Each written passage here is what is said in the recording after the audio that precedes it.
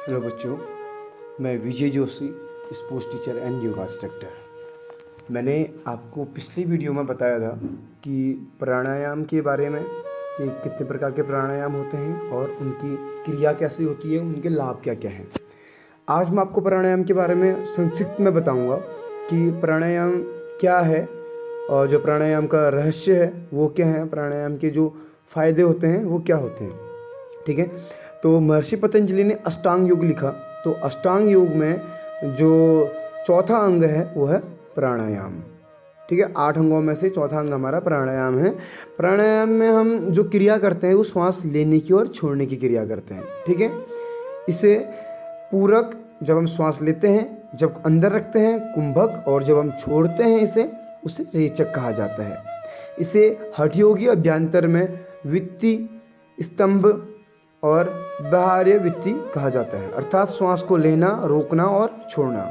अंतर रोकने और आंतरिक और बाहरी कुंभक को भी कहा जाता है। जैसे आप बाहर छोड़ते हैं तो बाहरी कुंभक और अंदर रोकते हैं तो आंतरिक कुंभक। ठीक है, तो मैंने आपको बता दिया प्राणायाम के जो प्रकार हैं, कुंभक, रेचक और पूरक। ठीक है, अब पूरक क्या है मैं आपको बताऊं।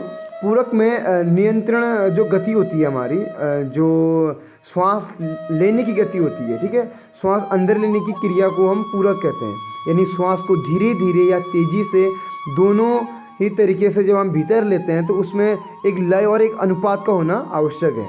ठीक है, तो उस जो अंदर को जो हम प्रक्रिया श्वास को लेते हैं उसको कहा जाता है पूरक।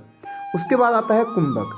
जब श्वास ली गई अंदर, श्वास को हम क्षमता अनुसार रोक कर रखते हैं, इसको कुंभक कहते हैं, कुंभक लगाना, यानी श्वास को अंदर रोकने की क्रिया को आंतरिक कुंभक भी कहा जा सकता है। ठीक है, लेकिन कुछ देर रुकने के बाद इस क्रिया को जब हम छोड़ देते हैं उसको बाहरी कुंभक भी कहा जाता है। ठीक है, तो उसके बाद हमारी आती है, जब हमने श्वास ले ली उसके बाद हम श्वास को छोड़ने की जो हमारी क्रिया है उसको हम कहते हैं रेचक। आप याद रखिए इस चीज़ को, जब हम श्वास को छोड़ते हैं रेचक, श्वास लेते हैं पूरक, और जब श्वास अंदर रखते हैं उसको बोलते हैं कुंभक।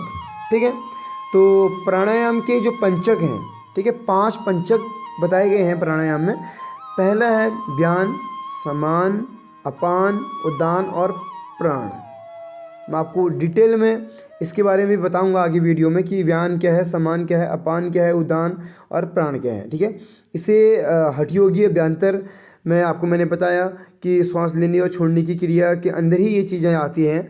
जो प्रमुख प्राणायाम है उनके बारे में आपको थोड़ा बता देता हूँ। नाड़ी शोधन प्राणायाम जो अनुलोम विलोम हो गया, उसके बाद भस्त्रिका, उज्जयी, भ्रामरी, कपालभाति, कैवली, कुंभक, दीर्घ, शीतकारी, शीतली, मूर्झा, सूर्यभेदन, चंद्रभेदन, प्रणव, अग्निसार, उद्दीत, उद्गीत, नासाग्र, पालवनी और शितायु। ये जो प्रमुख प्राणायाम हैं जो निरंतर किए जाते हैं। इसके बाद भी बहुत सारे प्राणायाम आते हैं, अनुलोम विलोम प्राणायाम, जैसे अग्नि प्रदीप्त प्राणायाम, अग्नि प्रसार प्राणायाम, एकांड स्तंभ प्राणायाम, शीतकारी प्राणायाम, सर्वबुद्धा प्राणायाम, सर्वांग स्तंभ प्राणायाम, सप्तभृत प्राणायाम, चतुर्मुखी प्राणायाम, उसके बाद यंत्र गमन प्राणायाम, दक्षिणी रेचनी प्राणायाम, शक्ति प्रयोगी प्राणायाम, हृदय स्तंभ प्राणायाम, मध्य रेचन प्राणायाम, वायुकी कुंभक प्राणायाम, मुख पूरक प्राणायाम, ऊर्ध्वमुख भस्त्रिका प्राणायाम, दीर्घ श्वास प्राणायाम, संसमुखी रेचन प्राणायाम, कष्ट धातु पूरक प्राणायाम, नाड़ी शोधक प्राणायाम और नाड़ी अवरोधक प्राणायाम। ठीक है, तो ये हो गए प्राणायाम के बारे में एक इंट्रोडक्शन कि क्या एक्चुअल में प्राणायाम क्या है, कितने प्रकार के प्राणायाम है और कौन कौन से प्राणायाम किस तरह होते हैं। अब मैं आपको इसका रहस्य बताता हूँ कि जो प्राणायाम के जो रहस्य है ये क्या है। देखिए, जैसे कछुए की सांस लेने की और छोड़ने की जो गति होती है इंसानों से बहुत धीमी होती है। ठीक है, और इसकी आयु, कछुए की आयु बहुत ज़्यादा लंबी बताई गई है। ऐसे ही व्हेल मछली की उम्र का राज भी यही है कि वो श्वास लेने की उनकी जो प्रक्रिया रहती है वो बहुत धीमी रहती है। मतलब आप रिलेट कर पा रहे हैं मेरी बात से, तो मैं आपको थोड़ा एग्जांपल में बताऊं कि अगर आप श्वास को धीरे धीरे लेते हैं, यानी आप श्वास को नियंत्रण रखते हैं, अगर आप एक दिन में, जैसे आपको मान लीजिए आपको 10,000 सांसें मिली है, तो आप एक दिन में अगर 1,000 सांसों का उपयोग कर रहे हैं तो आप वो आगे के लिए बचा देते हैं। अगर आप 70 साल जीने वाले हैं तो आप 100 साल जिएंगे। ठीक है, समझ गए होंगे आप। ऐसे ही जैसे बड़ है और पीपल की वृक्ष हैं, इनकी आयु का भी राज यही रहता है। ठीक है। प्राचीन ऋषि मुनि वायु के इस रहस्य को समझते थे, तभी वो कुंभक लगाकर हिमालय की गुफा में वर्षों तक बैठे रहते थे। वो क्या करते थे, एक श्वास लिया और एक सांस में एक एक दिन, दो दिन, एक एक हफ्ता, एक एक महीना एक श्वास में काट देते थे। यानी एक श्वास ली, कुंभक लगाया और बैठ गए ध्यान में।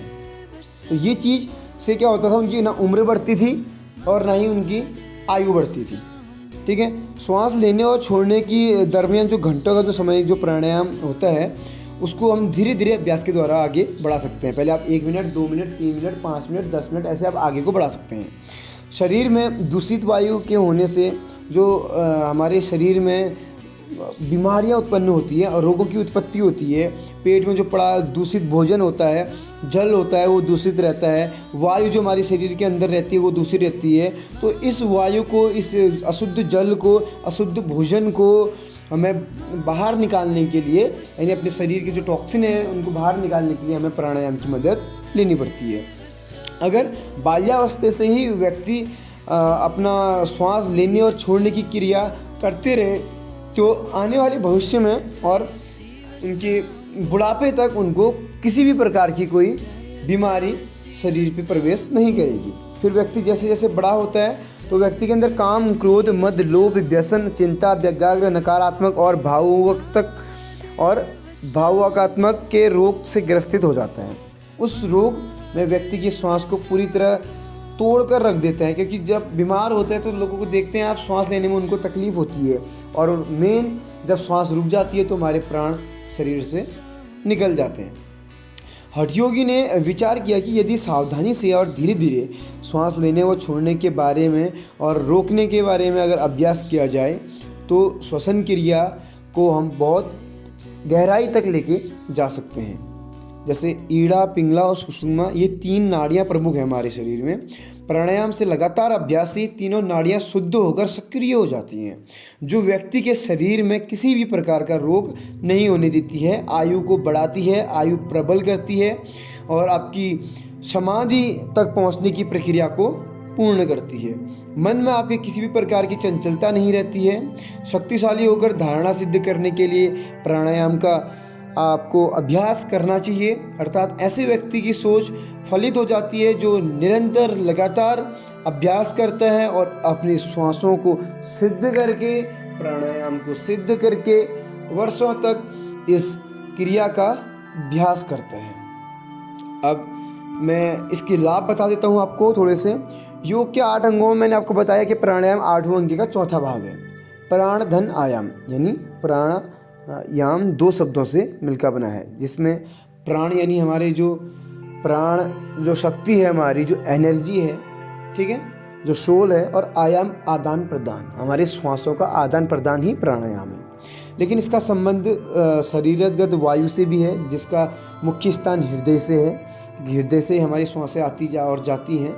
व्यक्ति जब जन्म लेता है तो गहरी श्वास लेना शुरू करता है। देखना आप, जब भी व्यक्ति जन्म लेता है और मरता है उस समय वो गहरी श्वास लेता है और छोड़ता है, क्योंकि उस समय उनको बहुत सख्त आवश्यकता रहती है श्वास की। तब सिद्ध हुआ कि प्राण ही वायु है। अब ये चीज़ पता कैसे चला कि प्राण वायु है, ठीक है। हम बोलते हैं कि प्राणायाम यानी वायु ही हमारी प्राण है और वायु का आदान प्रदान ही प्राणायाम है, क्योंकि जब हम जन्म लेते हैं और मृत्यु होती है उस समय सबसे ज़्यादा आवश्यकता हमें वायु की होती है, तो इसलिए वायु ही प्राण है। जब हम श्वास लेते हैं तो भीतर की ओर जब हमारी हवा जाती है तो हमारी वायु 5 महाभागों में विभक्त हो जाती है। जैसे आपको मैंने भी बताया था, 5 जो महाभाग हैं, व्यान, समान, अपान, उदान और प्राण, ठीक है, इनमें विभक्त हो जाती है। 5 महाभागों में जो वायु जाती है वो अलग अलग फ़ायदा पहुंचाती है। मैं आपको आगे बताऊंगा कि इन 5 भागों के बारे में। लेकिन बहुत से लोग जो श्वास लेते हैं वो सभी अंगों को उनकी श्वास नहीं पहुंच पाती है। हमारा जब नॉर्मल श्वास लेते हैं तो हमारे बॉडी के हर एक पार्ट में प्राण वायु नहीं पहुंच पाती है।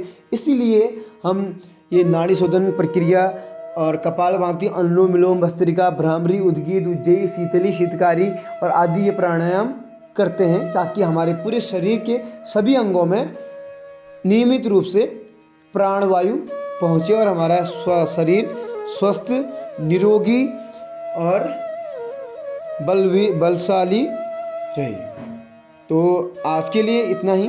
नेक्स्ट वीडियो में आपको बताऊंगा बाकी कि प्राणायाम के बारे में क्या क्या चीज़ें और आती हैं प्राणायाम में, और क्या क्या आपको इसके अंदर करने को मिलेगा, किन किन चीज़ों से आप इसमें सिद्धियां प्राप्त कर सकते हैं। ठीक है, अभी के लिए इतना ही काफ़ी है। बाकी अगर आपको ये वीडियो अच्छी लगे, ये जानकारी अच्छी लगे, तो आप इस चैनल को सब्सक्राइब कर लें। अगर कोई आपको समझ में नहीं आ रही कोई बात, तो आप कमेंट करके पूछ सकते हैं और लाइक करें। Thank you.